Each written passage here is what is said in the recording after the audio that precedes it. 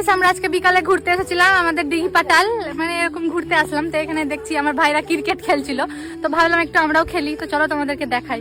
তো দেখো আমরা এখন এখানে উইকেট গুলোকে পুঁতে নিচ্ছিলাম, যেহেতু আমরা অতটাও জানি না কি করে, তাই যেমন পারছি তেমনই আমরা উইকেট গুলোকে পুঁতে দিয়েছি। দেখো যেহেতু আমি খেলিনি, পারিও না, আজকে চলে এসেছি আমার ভাইয়ের ব্যাট খেয়েছি। ব্যাটটা তো মনে হচ্ছে 1 কেজি ওজনের, এত ভারী। কি করে যে মারবো দেখো না, বলটা দেখ, লেগে না বল কর, ভালো করে বল।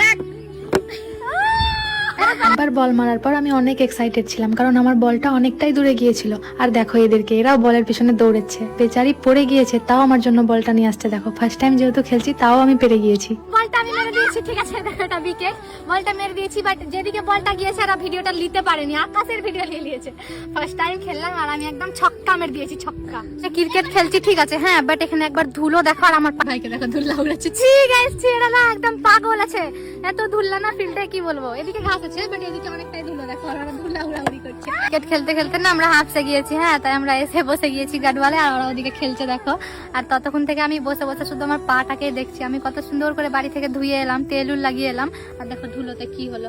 আর এদিকে প্যান্টের অবস্থা দেখো, বাপরে ধুলো। এরা যে কি করে খেলছে এত ধুলোর মধ্যে কি জানি। আজকে তো আমার মা আমাকে দিবে ভালো করে বাড়িতে।